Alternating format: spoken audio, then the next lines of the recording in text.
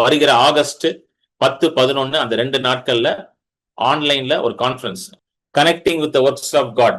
இது ஒரு தமிழ் கான்ஃபரன்ஸ், தேவனுடைய கிரியைகளுடன் இணைவது. இந்த இந்த இந்த கருத்தரங்கு ஆன்லைன்ல ஜூம்ல ஆகஸ்ட் 10-11, ஆகஸ்ட் 10 and 11 இரவு 8 மணி 8 PM இந்தியன் ஸ்டாண்டர்ட் டைம் நடத்தப்படும். ஜூம்ல தான் நடக்கும். இது special speaker reverend doctor Peter Kumar, forerunner nation changes ministry USA, அமெரிக்க தேசத்துல அவங்க இருக்கிறாங்க. பல நாடுகள்ல ஆண்டவர் அவங்கள ஊழியத்துல பயன்படுத்துறாங்க. 40 வருஷமாக ஊழிய அனுபவம் உள்ள ஒரு அருமையான வல்லமையுள்ள தேவ மனிதர். ஆமென். தீர்க்கதர்சன ஊழியம், பிரதானமாக அவருடைய ஊழியம் வந்து தீர்க்கதர்சன ஊழியம். He is a prophetic minister. அவருடைய ஊழியமே தீர்க்கதர்சன ஊழியம் தான், ப்ராஃபட்டிக் மினிஸ்ட்ரி தான். ஸோ அவரை நான் அண்ணன் தான் கூடுவேன். Is like elder brother to me. So அண்ணன் வந்து ஒரு பல வருடங்களாக எனக்கு அண்ணனை தெரியும். ரொம்ப ஒரு அருமையான எளிமையான ஹம்பிள் மேன் ஆஃப் காட். ஐ மீன் வல்லமையான தேவ ஊழியர். ஸோ அவர் தான் ஸ்பெஷல் ஸ்பீக்கர், அண்ணன் தான் ஸ்பெஷல் ஸ்பீக்கராக இருக்கிறாங்க. ஸோ அண்ணன் தான் இந்த மீட்டிங் ஆர்கனைஸ் பண்ணணும்னு கேட்டுக்கொண்டாங்க. பிகாஸ் ஆண்டவர் வந்து இப்படி ஒரு மீட்டிங் பண்ணணும் அப்படின்னு ஆண்டவர் அவங்களோட பேசினாரு. ஸோ அதனால இதை ஆர்கனைஸ் பண்ணியிருக்கோம், ஆன்லைன்ல பண்ணியிருக்கிறோம். ஏன்னா அநேகர் கலந்து கொள்ளலாம். ஆன்லைன்ல பண்ணும்பொழுது உலகம் எங்கும் இருந்து எல்லாரும் கலந்து கொள்ளலாம். அதுக்காக ஆன்லைன்ல. ஸோ நீங்களும் கலந்து கொள்ளலாம். உங்களுக்கு தெரிந்தவர்கள், உங்க ஃப்ரெண்ட்ஸ், ரிலேட்டிவ்ஸ், ஃபேமிலிஸ், எல்லா விசுவாசிகள் உங்களுக்கு தெரிஞ்ச எல்லாரும் கலந்து கொள்ளலாம். It is open for all believers, everybody who believes in Jesus. இயேசுவை பற்றி அறிந்து கொள்ளணும்னு நினைக்கிறவங்க எல்லாரும் கலந்து கொள்ளலாம். ஸோ ரெஜிஸ்டர் பண்ணணும். ஏன்னா இது ஓப்பன் மீட்டிங்ல ரெஜிஸ்டர் பண்றவங்களுக்கு அந்த லிங்க் அனுப்பப்படும். ஸோ ரெஜிஸ்டர் பண்றதுக்கு என் நம்பர் கீழே இருக்குல்ல, 9884160264. அதுக்கு நீங்க வாட்ஸ்அப் பண்ணீங்கன்னா ரெஜிஸ்ட்ரேஷன் லிங்க் உங்களுக்கு அனுப்புவேன். அந்த ஃபார்மை ஃபில் பண்ணி சப்மிட் பண்ணி ரெஜிஸ்டர் பண்ணிட்டீங்கன்னா உங்களுக்கு அந்த ஜாயினிங் லிங்க் நான் வந்து மீட்டிங் ஆரம்பிக்கிற அந்த நாள் 10ஆம் தேதி அந்த ஜாயினிங் லிங்க் உங்களுக்கு கொடுத்துருவேன். நீங்க அதை ஜாயின் பண்ணிக்கலாம். ஆமென். ஸோ எப்படி என்னென்ன டாபிக்ஸ்லாம் கவர் பண்றோம்னா சைட்ல டிஸ்பிளே பண்ணியிருக்கிறோம் பாருங்க. இந்த டாபிக்ஸ் தான். Connect with the plans of God, தேவனுடைய திட்டத்தோட இணைவது, அப்ளிகேஷன் ஆஃப் ஃபெய்த் காம்பனன்ஸ், தேவனுடைய விசுவாசத்தை எப்படி செயல்படுத்துவது, effective prayer and use of gifts, எப்படி எஃபெக்டிவா பிரேயர் பண்றது, வல்லமையாக எப்படி தேவனுடைய வரங்களை செயல்படுவது, தி ரீப்பிங் ப்ராசஸ், எப்படி தேவனுடைய காரியங்களை அறுவடை செய்வது, making the kingdom of God grow, தேவனுடைய ராஜ்யத்தை வளர செய்வது எப்படி, இந்த டாபிக்ஸ்ல தான் அண்ணன் பேச போறாங்க. ஸோ எல்லா செஷன்ஸும் ரெக்கார்ட் பண்ணிடுவோம். ஸோ ரெஜிஸ்டர் பண்ணவங்களுக்கு ரெக்கார்டிங்கை வந்து நாங்க ஷேர் பண்ணிடுவோம். ஸோ ரெஜிஸ்டர் பண்ணவங்க எல்லாம் ரெக்கார்டிங் வாங்கிக்கலாம். ஸோ நீங்க திரும்ப திரும்ப போட்டு கேட்கலாம். உங்களுக்கு ரொம்ப பிரயோஜனமாக இருக்கும். அது மட்டும் இல்லாம அண்ணன் வந்து ஸ்பெஷலா அன்னைக்கு பரிசுத்த ஆவியினால ஏவப்பட்டு தீர்க்க தரிசன வார்த்தைகளும் அண்ணன் ஷேர் பண்ணுவாங்க. ஸோ கண்டிப்பா நீங்க இதுல கலந்து கொள்ளுங்க, ரெஜிஸ்டர் பண்ணுங்க. இது வரைக்கும் ஆல்மோஸ்ட் ஒரு 10 பேருக்கு மேல ரெஜிஸ்டர் பண்ணிட்டாங்க. நேற்று தான் லிங்க் அமிச்சேன், அதுக்குள்ள ஒரு 10 பேருக்கு மேல பண்ணிட்டாங்க. ஸோ குயிக்கா ரெஜிஸ்டர் பண்ணிருங்க எல்லாரும். ஆமென். ஸோ உங்களுக்கு தெரிஞ்சவங்களுக்கும் நீங்க ஷேர் பண்ணலாம். ஸோ நீங்க வாட்ஸ்அப் என் நம்பருக்கு பண்ணீங்கன்னா ரெஜிஸ்ட்ரேஷன் லிங்க் உங்களுக்கு அனுப்பி விட்டுருவேன். அந்த லிங்க்ல எல்லா டீடைல்ஸும் இருக்கும், மீட்டிங் பத்தி எல்லா டீடைல்ஸும் இருக்கும். நீங்க அதை ஃபில் பண்ணி சப்மிட் பண்ணிட்டீங்கன்னா நீங்க அந்த மீட்டிங்ல பார்ட்டிசிபேட் பண்ணலாம். ஆமென். யாக்கோபு 5:13 இருந்து வாசிப்போம், 13 இருந்து 20 வரைக்கும் வாசிப்போம். யாக்கோபு 5:13 இருந்து 20. உங்களில் ஒருவன் துன்பப்பட்டால் ஜெபம் பண்ண கடவன், ஒருவன் மகிழ்ச்சியா இருந்தால் சங்கீதம் பாட கடவன். உங்களில் ஒருவன் வியாதிப்பட்டால் அவன் சபையின் மூப்பர்களை வரவழைப்பானாக, அவர்கள் கர்த்தருடைய நாமத்தினாலே அவனுக்கு எண்ணெயை பூசி அவனுக்காக ஜெபம் பண்ண கடவர்கள். அப்பொழுது விசுவாசம் உள்ள ஜெபம் பிணியாளியை ரட்சிக்கும், கர்த்தர் அவனை எழுப்புவார். அவன் பாவம் செய்வதானால் அது அவனுக்கு மன்னிக்கப்படும். ஆமென். ரொம்ப முக்கியமானது. அவன் பாவம் செஞ்சிருந்தா அது பாவமும் அவனுக்கு மன்னிக்கப்படுமா. ஆமென். சோ திரும்ப 14வது வசனம் போடுங்க. உங்களில் ஒருவன் வியாதியாக இருந்தால், 14th verse போடு தம்பி. உங்களில் ஒருவன் வியாதியா இருக்கிறான், வியாதிப்பட்டு இருந்தால் சபையின் மூப்பர்களை வரவழைத்து அவர்கள் கர்த்தருடைய நாமத்தினாலே அவனுக்காக எண்ணெய் பூசி அவனுக்காக ஜெபம் பண்ண கடவர்கள். அடுத்த வசனம், அப்பொழுது விசுவாசமுள்ள ஜெபம் பிணியாளியை ரட்சிக்கும். இங்க ரொம்ப முக்கியமான பாயிண்ட் வந்து விசுவாசமுள்ள ஜெபம். விசுவாசமுள்ள ஜெபம் சொல்லுங்க. Prayer of faith, and the prayer of faith will heal the sick. நல்லா கேட்டுக்கணும், நான் சொல்ல போற காரியத்தை கரெக்டா புரிஞ்சுக்கோங்க. ஜெபம் பிணியாளியை ரட்சிக்கும் போடல, நல்லா புரிஞ்சுக்கோங்க. ஏன்னா நீங்க வந்து கன்ஃபியூஸ் ஆகிக்கூடாது. ஏன்னா என்ன பிரதர் இப்படி பேசுற, கிடையாது. நல்லா கவனிங்க, வசனத்துல தான் பேசுறேன். ஜெபம் பிணியாளியை ரட்சிக்கும் போடல, விசுவாசம் உள்ள ஜெபம் தான் பிணியாளியை ரட்சிக்குமா. அப்பனா ஒரு டிஃபரன்ஸ் இருக்குது. விசுவாசம் உள்ள ஜெபம் ரெண்டுத்துக்கும் ஒரு வித்தியாசம் இருக்குது. ஆமென். சோ பைபிள் எக்ஸ்பிளிசிட்லி, அதாவது என்ன எப்படி சொல்ற, ரொம்ப கிளியரா சொல்லுது. பிரேயர் ஆஃப் ஃபெய்த்னு சொல்லி வெறும் பிரேயர்னு சொல்லிருக்கலாம்ல, அந்த பிரேயர் வில் சேவ் த சிக்னு சொல்லிருக்கலாம். அப்படி சொல்லல. அப்படின்னா there is a difference. There is a very clear difference between the prayer of faith and just prayer. Amen. So நிறைய நேரம் வந்து ஜெபம் பண்றோம், ஆனா விசுவாசத்தோட ஜெபம் பண்றோமான்றது தான் ரொம்ப முக்கியமா இருக்கு. சோ விசுவாசம் உள்ள ஜெபம் அப்படின்னு என்னது? விசுவாசம் உள்ள ஜெபம். பிரேயர் ஆஃப் ஃபெய்த்னா என்னது? So first point, prayer of ஃபெய்த்னா என்னன்னா, ஜெபம் பண்ணும் பொழுது என் ஜெபம் கேட்கப்படுகிறது அப்படின்றது முதல்ல விசுவாசிக்கணும். அதுதான் முதல் point. Whenever you go to pray, the first thing that you should believe is that my prayers are being heard. நிறைய நேரம் அந்த ஒரு தயக்கம் நிறைய இருக்குது. நிறைய பேருக்கு அந்த ஒரு டவுட் இருக்கு, என் பிரேயர் கேட்கப்படுமான்ற ஒரு டவுட்டே இருக்குது. ஆனாலும் ஜெபிக்கணும் அப்படின்னு போய் ஜெபிப்பாங்க. முதலாவது இந்த விசுவாசத்தோட ஜெபிக்கணும். நான் இன்னைக்கு ஜெபிக்க போறேன், today I'm going to pray, இந்த காரியங்களுக்கு நான் ஜெபிக்க போறேன், இந்த காரியத்தை கர்த்தர் கேட்பார். நான் ஜெபித்தா கர்த்தர் கேட்பார். சொல்லுங்க, நான் ஜெபித்தா கர்த்தர் கேட்பார். முதல் காரியம் அதுதான். ஹல்லேலூயா. அடுத்தது விசுவாசம் உள்ள ஜெபம் என்றால் என்ன? What is called the prayer of faith அப்படின்னா, your prayer is as powerful and it is dependent on to whom you are praying to.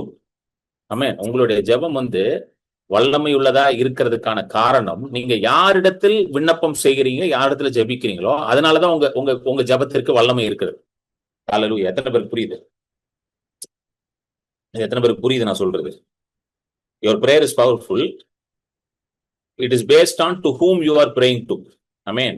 உங்க ஜெபம் வந்து வல்லமையுள்ள ஜெபமாக இருக்கிறது, அற்புதங்களை கொண்டு வருகிற ஜெபமாக இருக்கிறது. அதற்கு காரணம் நீங்க யாரிடத்துல ஜெபிக்கிறீங்கன்றதுதான் முக்கியம். இப்போ இந்த ஜெபம்ன்ற வார்த்தை பாத்தீங்கன்னா, பிரேயர்ன்ற வார்த்தை வந்து it is not just a Christian word. நல்லா புரிஞ்சுக்கணும். இந்த பிரேயர்ன்ற வார்த்தை வந்து கிறிஸ்டியன் வேர்டு கிடையாது. பிரேயர்ன்ற வார்த்தை வந்து உலகத்துல உள்ள மற்ற ரிலிஜன்ஸ், அதாவது மற்ற மதங்கள்லயும் வந்து பிரேயர் யூஸ் பண்றாங்க. எனக்கு சில மற்ற மதங்கள்ல இருக்கிற ஃப்ரெண்ட்ஸ் எல்லாம் உண்டு. அவங்க எல்லாம் சொல்லுவாங்க, நாங்க வந்து எங்க போற அப்படின்னு கேட்டா நாங்க பிரேயருக்கு போறோம் அப்படின்வாங்க. சோ அவங்களும் பிரேயர் பண்றாங்க. நம்ம நினைக்கிறோம் நம்ம மட்டும் தான் பிரேயர் பண்றோம்னு நினைக்கிறோம். நான் கவனிச்சு பார்த்ததுல, நான் வளர்ந்து வந்து ஏன்னா என் கூட படிச்ச மற்ற மதத்தினர் நிறைய பேர் படிச்சிருக்காங்க என் கூட காலேஜ் ஸ்கூல். அவங்களும் சொல்லுவாங்க நானும் பிரேயர் பண்றேன். ஒருத்தெல்லாம் சொல்லுவான், நான் வந்து வெள்ளிக்கிழமை விரதம் இருந்து, அதாவது ஃபாஸ்டிங் பண்ணி நான் என்ன பண்ணுவேன், பிரேயர் பண்ணுவேன். ஆனா அவன் என்ன, யாரு? கிறிஸ்தவம் கிடையாது, அவன் வேற மதத்துல இருக்கிறான். ஆனா அவன் விரதம் இருந்து நான் வந்து என்ன பண்றேன், இந்த மாதிரி பிரேயர் பண்றேன் அப்படின்னு சொல்ற ஆட்கள்லாம் எனக்கு தெரியும். கேள்விப்பட்டிருக்கீங்களா? சில பேர் சொல்லுவாங்க 3 தடவை என்ன பண்றேன், பிரேயர் பண்றேன் அப்படின்னுவாங்கல்ல. அப்புறம் வெள்ளிக்கிழமை வந்து பிரேயர் பண்றேன்னுவாங்க. இதெல்லாம் கேள்விப்பட்டிருக்கீங்களா? சோ பிரேயர் அப்படின்றது வந்து வேர்ல்டு ஃபுல்லாவே இருக்குது. நிறைய எல்லாருமே பிலீவ் பண்றாங்க. Everybody is believing that there is something called prayer. உலகத்துல நிறைய பேர் அதை பிலீவ் பண்றாங்க, நிறைய பேர் அதை பிராக்டிஸும் பண்றாங்க. அவங்களுக்கு தெரிந்த கடவுள்கிட்ட அவங்க ஜெபம் பண்றாங்க. அவன் ஒரு கடவுள் வச்சிருக்கிறான், அந்த கடவுள்கிட்ட போய் அவங்க ஜெபம் பண்றாங்க. ஆமென். சோ இப்போ நமக்கும் அவங்களுக்கு என்ன வித்தியாசம்? அவனும் பிரேயர் பண்றான், நானும் பிரேயர் பண்றேன். நல்லா புரிஞ்சுக்கோங்க. அவனும் பிரேயர் பண்றான், நானும் பிரேயர் பண்றேன். அவனும் உபாசம் பண்ணி பிரேயர் பண்றான்.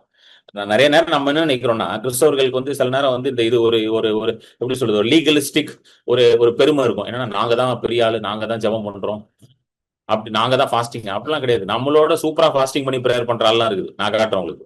பச்சை தண்ணி கூட வாய தொட மாட்டானுங்க. பச்சை தண்ணி கூட போகுது. தண்ணி குடிக்காம ஃபாஸ்டிங் பண்ணி பிரேயர் பண்ற ஆள்லாம் இருக்கிறான். ஆனா அவன் கிறிஸ்தவன் கிடையாது, அவன் வேற மதத்தை சார்ந்தவன். அவன் கடவுள்கிட்ட அவன் பிரேயர் பண்றான். சோ நம்மளை விட பயங்கர டிசிப்ளின்டா இதெல்லாம் பண்ற ஆட்கள்லாம் இருக்கிறாங்க. ஆனா நம்ம பண்ற ஜபத்திற்கும் அவங்க பண்ண ஜபத்திற்கும் ஒரே ஒரு வித்தியாசம் தான் இருக்குது. அந்த ஃபாஸ்டிங்கும் அவன் தண்ணி குடிக்காம ஜெபம் பண்றான் அதெல்லாம் மேட்ரு கிடையாது. அவன் முழங்கால் போட்டு ஜெபம் பண்றான், படுத்துக்கிட்டு ஜெபம் பண்றான், நின்றுக்கிட்டு ஜெபம் பண்றான், நடந்துக்கிட்டு ஜெபம் பண்றான், அதெல்லாம் மேட்ரே கிடையாது. என்ன ஒரே ஒரு வித்தியாசம்னா, யார் இடத்துல ஜெபிக்கிறோன்றதுதான் முக்கியம். இப்போ to whom are you praying to, that is most important. that is very important. நீங்க யார் இடத்துல ஜெபிக்கிறீங்க? ஹல்லேலூயா. ஆமென். நீங்களும் நானும் நல்லா கவனிங்க, நீங்களும் நானும் ஜெபிக்கும் பொழுது அந்த ஜெபத்திற்கு பதில் உண்டு. ஏனென்றால் நாம் ஜீவனுள்ள தேவனிடத்துல நாம் ஜெபிக்கிறோம். we are praying to the living God. நம்ம ஒரு சாதாரண ஏதோ ஒரு கல்லோ மண்ணுகிட்டயோ நம்ம ஜெபிக்கல. we are praying to the living God. நம்ம ஜீவனுள்ள தேவனிடத்துல ஜெபிக்கிறோம். a God that speaks. Living காட்னால என்ன தெரியுமா அர்த்தம்? நல்லா புரிஞ்சுக்கோங்க. நிறைய பேர் லிவிங் ஜீவனுள்ள தேவன் அவர் நம்ம சொல்றோம்ல, ஜீவனுள்ள தேவன், ஆண்டவரே நீங்க ஜீவனுள்ள தேவன் அப்படின்னு சொல்றோம்ல. லிவிங்னாலே நல்லா கவனிங்க, லிவிங் காட்னாலே is a God who will speak to you, who will answer back to you. அதுக்கு பேர் தான் லிவிங் காட். இப்ப நான் I am a living being. நான் வந்து ஒரு ஜீவனுள்ள ஒரு மனிதன், கரெக்டா? இப்ப நீங்க என்கிட்ட பேசிட்டீங்கன்னா திரும்ப ரிப்ளை பண்ணுவேன். என்னங்க கரெக்டா இல்லையா? இப்போ சில சில பேர் சொல்லுவாங்கல்ல, யார்கிட்ட பேசிக்கிட்டே இருப்பாங்க, ரிப்ளையே பண்ண மாட்டாங்க. இவங்க கேட்பாங்க, ஏய் உயிரோட இருக்கியா இல்லையா? இப்போ நீங்க போன்லயே சில பேருக்கு யார்கிட்ட பேசிட்டு இருக்கீங்க, நீங்க பேசிக்கிட்டே இருக்கீங்க, அங்கிருந்து ஒரு ஊன் கூட வர மாட்டேங்குது. ஊ எஸ் நோவு எதுவுமே வரல மாட்டேன். கொண்டாந்து கட்சிக்கு இருக்கியா இல்லையா, இருக்கியா போயிட்டியா அப்படின்னு கேட்பாங்க. அப்படின்னா என்ன அர்த்தம்? உயிரோட இருக்கியா இல்லையா, ஒரு சத்தமும் வரலையா அப்படின்றத அவங்க அப்படி கேட்கறாங்க. சோ லிவிங்னால என்னது? லிவிங் காட்னாலே is a God who answers you. நல்லா கேட்டுங்க. ஜீவனுள்ள தேவன் என்றால் அவர் உங்களுக்கு பதில் கொடுப்பார். சொல்லுங்க, பதில் கொடுக்கிற தேவன். நம் தேவன் பதில் கொடுக்கிற தேவன். ஹல்லேலூயா. சோ நம்ம பண்ற ஜெபத்திற்கு வல்லமை இருக்கிறது காரணம் நம்ம ஜீவனுள்ள தேவனிடத்துல ஜெபித்து கொண்டிருக்கிறோம். ஹல்லேலூயா. எத்தனை பேர் புரிஞ்சிச்சீங்க நான் சொல்றது? This is the context. இதுக்கு பேர் தான் பிரேயர் ஆஃப் ஃபெய்த். விசுவாசம் உள்ள ஜெபம். என்ன விசுவாசத்துல நான் ஜெபிக்கிறேன்? என்ன விசுவாசத்துல ஜெபிக்கிறேன்? ஆண்டவரே நீர் ஜீவன் உள்ளவர். ஹல்லேலூயா. நீர் என்னை உண்டாக்கினவர். ஹல்லேலூயா. நீர் தான் இந்த சரீரத்திற்கு ஜீவனை கொடுத்திருக்கிறீர். நீர் தான் உங்களுடைய சுவாச காற்றை மனுஷனுக்குள்ள அனுப்பி மனுஷனை ஒரு ஜீவாத்மாவாக லிவிங் பீயிங்காக நீங்க தான் உண்டாக்கினீங்க. So I am praying to the creator. உண்டாக்கின தேவனிடத்துல நான் ஜெபித்துக் கொண்டிருக்கிறேன். நீ ஜீவனுள்ள தேவன், என் ஜெபங்களை கேட்கிற தேவன், என் ஜெபங்களுக்கு பதில் கொடுக்கிற தேவன், என்னோட பேசுகிற தேவன். ஹல்லேலூயா என்ற ஒரு விசுவாசத்தோட நான் ஜெபிக்கிறேன். ஆமென். இப்படிதான் நீங்களும் ஜெபிக்கணும். ஒவ்வொரு நாள் நீங்க ஜெபிக்கும் போது இந்த கான்பிடன்ஸ்ல நீங்க ஜெபிக்கணும். என்ன கான்பிடன்ஸ்? நான் ஜெபிச்சா அவர் நிச்சயமா கேட்பாரு, கேட்டுட்டு அதுக்கு பதிலும் கொடுப்பார். சொல்லுங்க, நான் ஜெபிச்சா அவர் கேட்பாரு, கேட்டுட்டு பதிலும் கொடுப்பார். ஹல்லேலூயா. இந்த கான்பிடன்ஸ்ல நீங்க ஜெபிக்க ஆரம்பிச்சீங்கன்னா ஆட்டோமேட்டிக்கா you will see lot of answers to your prayer. You will see lot of answered prayers. unanswered prayers ரொம்ப கம்மியா இருக்கிற மாதிரி கம்மியாயிடும். answered prayers ஜாஸ்தி ஆயிடும். நிறைய ஜெபங்களுக்கு பதில் வந்துகிட்டே இருக்கும் ஈஸியா உங்களுக்கு. ஏன்னா உங்க சைட்ல விசுவாசம் எப்படி இருக்குது? அவர் நிச்சயமா என் ஜெபத்தை கேட்பாரு, எனக்கு பதில் கொடுப்பார். அததான் இங்க யாக்கோபு எழுதுறாரு. எப்பா உனக்கு உடம்பு சரியில்லை, உன்னால ஜெபம் பண்ண முடியல, அப்ப நீ என்ன பண்ணு? மூப்பர்களை கூப்பிடு அப்படின்றாரு. கூப்பிட்டு ஜெபம் பண்ணு. அப்போ விசுவாசம் உள்ள ஜெபம், நல்லா கேளுங்க, விசுவாசம் உள்ள ஜெபம் என்ன பண்ணுமா? உன்னை ரட்சிக்கும். அது எப்படிப்பட்ட ஜெபமா? அந்த விசுவாசம் உள்ள ஜெபம். அப்பொழுது விசுவாசம் உள்ள ஜெபம் பிணியாளியை ரட்சிக்கும், கர்த்தர் அவனை எழுப்புவார். சொல்லுங்க, கர்த்தர் எழுப்புவார். விசுவாசம் உள்ள ஜெபத்தை கேட்டு கர்த்தர் எழுப்புவார், கர்த்தர் சுகத்தை கொடுப்பார். The prayer of faith will save the sick and the Lord will raise him up. Amen. அது மட்டும் இல்ல, அவன் பாவம் செய்தவனானால் அது அவனுக்கு மன்னிக்கப்படும். Very important. forgiveness of sin and healing of sickness. நல்லா கவனிங்க. இயேசுவோட மினிஸ்ட்ரியிலே இதை பார்க்கலாம். நீங்க இயேசுவோட மினிஸ்ட்ரியில நீங்க பார்க்கலாம். forgiveness of sin வரும் பொழுது ஹீலிங்கும் நடக்கும். ஏன்னா சின்னு, பாவம் தான் எல்லா நோய்களுக்கும் வியாதிகளுக்கும் உலகத்துல ஒரு காரணமாக இருக்குது. sin is the reason for all the sickness, for all the torment, for all the pain that mankind is going through. பாவம் தான் மனுஷன் இன்றைக்கு போய் கொண்டிருக்கிற எல்லா வியாதி, பலவீனம், வலி, வேதனை எல்லாத்துக்கும் காரணம் பாவமா தான் இருக்கு. சோ எங்க பாவம் மன்னிக்கப்படுகிறதோ அங்க வியாதிகளும் சுகமாகிறதற்கான வழி உண்டாகிறது.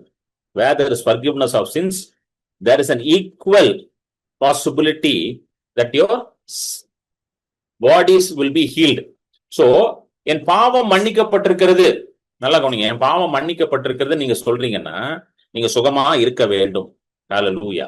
சோ முதல்ல ரட்சிக்கப்படும் போது நமக்கு என்ன சொல்றாங்க? இயேசுவை ஏற்றுக்கொள்ளு, உன் பாவங்கள் மன்னிக்கப்படும்ன்றாங்கல்ல. இப்போ நல்லா கவனிங்க, ரொம்ப முக்கியமான ஒரு பாயிண்ட் என்னன்னா, இப்ப இயேசுவை ஏற்றுக்கொண்டிருக்கிறீங்க, ரட்சிக்கப்பட்டீங்க, இயேசுதான் ரட்சகர்னு நீங்க முடிவு பண்ணிட்டீங்க, இப்ப ஞானஸ்தானம்லாம் எடுத்துட்டீங்க, பாவம் மன்னிக்கப்பட்டிருக்கு அப்படின்னு உங்களுக்கு நற்செய்தி கொடுக்குறாங்க. your sins are forgiven. That is the good news that is being given to you. So இந்த பாவம் மன்னிக்கப்பட்டிருக்குன்றது நீங்க பிசிக்கலா பார்க்க முடியுதா? பிசிக்கலா மீன்ஸ் எப்படி சொல்றது? Is there any physical evidence for it? பிசிக்கல் எவிடன்ஸ்னா பிசிக்கலா ஏதாவது சேஞ்சஸ் நடக்குதா? கிடையாது. இப்ப பாவம் இப்ப நான் ஆண்டவரை ஏற்றுக்கொள்றதுக்கு முன்பதாகவும் இப்படிதான் இருந்தேன், இதே மாதிரி தான் இருந்தேன். ஏற்றுக்கொண்ட பிறகும் இப்படிதான் இருக்கிறேன். ஒன்னும் பிசிக்கலா ஒன்னும் சேஞ்ச் தான் நடக்கல. பிசிக்கல் எத்தனை பேருக்கு புரியுது நான் சொல்றது? பிசிக்கலா நான் இன்னும் கொஞ்சம் ஸ்லிம் ஆயிட்டேன், இன்னும் கொஞ்சம் ஃபேர் ஆயிட்டேன், இன்னும் கொஞ்சம் நல்லா அழகாயிட்டேன், இன்னும் கொஞ்சம் நெட்டை ஆயிட்டேன், இன்னும் கொஞ்சம் நல்லா முடி வளர்ந்துருச்சு, அப்படிலாம் தான் நடந்துச்சா? பிசிக்கல் சேஞ்ச் எத்தனை பேருக்கு புரியுது? அந்த மாதிரி தான் நடக்கலாம். ஆனா நம் பாவங்கள் மன்னிக்கப்பட்டுருச்சு அப்படின்ற ஒரு நம்பிக்கை நமக்கு உண்டாகுது. எத்தனை பேர் புரியுது நான் சொல்றது? how many are able to understand? மன்னிக்கப்பட்டிருக்கிறது என்ற ஒரு நம்பிக்கை உண்டாது இல்ல, அது நம்பிக்கை உண்டாது, இருதயத்துல ஒரு நம்பிக்கை உண்டாது. ஆனா பிசிக்கலா இந்த இது பார்க்கல. புரியுதா? புரியுதுங்களாங்க? நம்புறீங்க. அதே போலதான், நல்லா கவனிங்க. எப்ப நீங்க ரட்சிக்கப்படுறீங்களோ, எப்போ உங்க பாவங்கள் மன்னிக்கப்பட்டிருக்கு அப்படின்ற அந்த நம்பிக்கை உங்களுக்குள்ள வந்துருச்சோ, அப்பொழுதே உங்களுடைய நோய்களும் சுகமாக்கப்பட்டிருக்கிறது. Hallelujah. At that time, even your physical infirmities and sicknesses are healed. நான் உங்களுக்கு எக்ஸ்பிளைன் பண்றேன். இப்போ இந்த வார்த்தை, அந்த prayer of faith, விசுவாசம் உள்ள ஜெபம் பிணியாளியை ரட்சிக்கும். The prayer of faith shall save the sick னு வருதுல, அந்த ரட்சிக்கும்னு வருது. ரட்சிக்கும்ன்ற வார்த்தை ஆங்கிலத்துல சேவ்ன்ற வார்த்தை யூஸ் பண்றாங்க.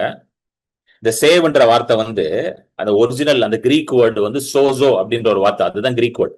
அந்த சோசோன்ற வார்த்தை அதோட மீனிங் என்ன அப்படின்னு நீங்க போய் நீங்க கிரீக் பைபிள்ல பாத்தீங்கன்னா, வெறும் நம்ம ரட்சிப்பு அப்படின்னு சொல்லும் பொழுது நம்ம ஒரே ஒரு இதுதான் நமக்கு மைண்டுக்கு வருது. ரட்சிப்பு அடைஞ்சிட்டியா அப்படின்னு கேட்பாங்க. ஆர் யூ சேவ்ட் அப்படின்னு. அப்படின்னா அர்த்தம், நீ இயேசுவை ஏற்றுக்கொண்டியா? Have you accepted Jesus? Do you have the born again experience? நீ மறுபடியும் பிறந்துட்டியா? அது மட்டும் தான் நமக்கு தோணுது. ரட்சிப்பு அடைஞ்சிட்டியா, இயேசுவை ஏற்றுக்கொண்டியா, இவ்வளவுதான் நமக்கு தோணுது. ஆனா ஒரிஜினலா ரட்சிப்புனா வெறும் born again எக்ஸ்பீரியன்ஸ் மட்டும் கிடையாது. Not just a spiritual experience, but the spiritual experience is also translated in the physical as a physical experience. அதாவது வெறும் ஆவிக்குரிய மண்டலத்துல மட்டும் ஒரு மாற்றம் நடக்கல, ஆனா அந்த மாற்றம் உங்களுடைய சரீரத்தையும் பாதிக்குது. எப்படி நான் சொல்றேன், அந்த சோசோன்ற வார்த்தை கிரீக்ல சோசோன் யூஸ் பண்றாங்க, நிறைய இடத்துல வருது. அது கிட்டத்தட்ட ஏகப்பட்ட இடத்துல வருது, ஹண்ட்ரட்ஸ் ஆஃப் பிளேசஸ்ல வருது. எஸ்பெஷலி காஸ்பிள்ல நிறைய வருது அது. ஏன்னா இயேசு நிறைய இடங்கள்ல போய் உன் விசுவாசம் உன்னை ரட்சித்தது அப்படின்னு சொல்றாரு, அந்த ஸ்திரீ கிட்ட சொல்றாரு. அந்த மாதிரி நிறைய இடத்துல யூஸ் பண்றாரு ஆண்டவர். Your faith has saved you. So அந்த சோசோன்ற வார்த்தைக்கு என்ன அர்த்தம்னா, heal, preserve, save, do well, be whole. புரியுதுங்களா? இந்த மாதிரி நிறைய இருக்கு. டு பி டெலிவர்ட், இந்த மாதிரி நிறைய அர்த்தங்கள் இருக்கு. சோ டு பி சேவ்ட் அப்படின்னாலே ஏதோ ஒரு காரியத்திலிருந்து நீங்கள் காப்பாற்றப்பட்டிருக்கீங்க. சேவ்னது காப்பாற்றப்படுறது, ரட்சிப்புன்னா அதான் அர்த்தம். காப்பாற்ற ஏதோ ஒரு காரியத்திலிருந்து ஆண்டவர் உங்களை காப்பாத்திட்டு இருப்போம். சோ இப்ப நீங்க சொல்றீங்க இயேசுவை நான் ஏற்றுக்கொண்டேன், ரட்சிக்கப்பட்டேன்னா, எதுல இருந்து உங்களை ரட்சித்திருக்காரு ஆண்டவர்? பாவத்திலிருந்து உங்களை காப்பாத்தி வெளியே கொண்டு வந்துட்டார். பாவத்தின் பிடியில இருந்து உங்களுக்கு தூக்கிட்டார் வெளியில. எத்தனை பேருக்கு புரியுது? அதுதான் அதுக்கு அர்த்தம். You have been saved from sin. பாவத்திலிருந்து நீங்க வெளியே வந்துட்டீங்க, பாவத்திலிருந்து உங்களை வெளியே தூக்கிட்டார். எத்தனை பேர் புரியுது நான் சொல்றது? how many are able to understand? அதுதான் எதுல இருந்து சேவ் ஆயிருக்கீங்க? ஆர் யூ சேவ்டுன்னு கேக்குறீங்கல்ல. இப்போ போய் நீங்க ஆர் யூ சேவ்டுன்னு கேட்டீங்கன்னா, எதுல இருந்து சேவ் பண்ணிருக்காரு, என்ன எதுல இருந்து சேவ் ஆயிருக்கீங்க நீங்க? எத்தனை பேர் புரியுது? எதுல இருந்து சேவ் ஆயிருக்கீங்க? இப்போ நீங்க ஜென்ரலா போயிட்டு பிலீவரை விட்டுருங்க. ஜென்ரலா ஒரு நார்மல் ஆவரேஜ் பர்சன், ஒரு நார்மல் கர்த்தரை அறியாத ஒருத்தட்ட போயிட்டு ஆர் யூ சேவ்டுன்னு கேளுங்களேன். சும்மா ஒரு ஜென்ரலா போய் கேட்டு பாருங்க. அவருக்கு ஆண்டவர்லாம் தெரியாது. உங்க ஆர் யூ சேவ்டுன்னா உடனே கேட்பாரு ஃப்ரம் வாட் அப்படின்னு வருவாரு. சும்மா போய் கேட்டு பாருங்க. ஆர் யூ சேவ்டுன்னு கேளுங்க, எதுல இருந்து ஏன் சேவ் ஆகணும்? ஆர் யூ சேவ்டுன்னு கேளுங்க, எதுல இருந்து சேவ்? நல்லா தான் ஏன் வந்தேன், வண்டி ஓட்டும் போது ஒழுங்கா தான் ஏன் வந்தேன்னா, ஒன்னும் பிரச்சனை எல்லாம் இல்லையே அப்படின்னு. இதே ஒருத்த யோசிச்சு பாருங்களேன், ஏதோ ஒரு அவன் வண்டி ஓட்டிட்டு வரும்போது ஏதோ ஒரு ஆக்சிடென்ட்ல மாட்டி தப்பிச்சிட்டான்னு வச்சுக்கோங்க. அவன்கிட்ட போய் ஆர் யூ சேவ்னா அவன் உடனே சொல்லுவான், yes I was saved from this accident, I was about to be killed but I was saved from this accident அப்படின்னுவான். அப்படின்னா அந்த ஆக்சிடென்ட்ல இருந்து நான் காப்பாற்றப்பட்டிருக்கிறேன். சோ இந்த வேர்டு ரட்சிப்புன்ற வார்த்தை ஏதோ ஒரு இதுல இருந்து ஆண்டவர் எதுல இருந்து காப்பாத்தி இருக்கிறார்? முதலாவது பாவத்தின் பிடியில இருந்து உங்களை காப்பாத்திட்டார். ஹல்லேலூயா. அதுதான் ஸ்பிரிச்சுவலா, அதுதான் ஃபர்ஸ்ட். இது you have been saved from your sins. Hallelujah. Repent and be saved from your sins அப்படின்னு வசனம் இருக்குதுல்ல, அது எங்க வருது அந்த வசனம்? பாப்போம் ஒரு நிமிஷம். ரிப்பென்ட், அப்போஸ்தலர்ல வரும். அப்போஸ்தலர் 2:40 வரும். பேதுரு எழும்பி பிரசங்கம் பண்ணுவாரு. 2:40 போடு தம்பி. இன்னும் அநேக வார்த்தைகளாலும் சாட்சி கூறி மாறுபாடுள்ள இந்த சந்ததியை விட்டு விலகி உங்களை ரட்சித்துக் கொள்ளுங்கள் என்று புத்தி சொன்னான். Be saved from this perverse generation. புரியுதுங்களா? பி சேவ்ட் அப்படின்னு அர்த்தம்.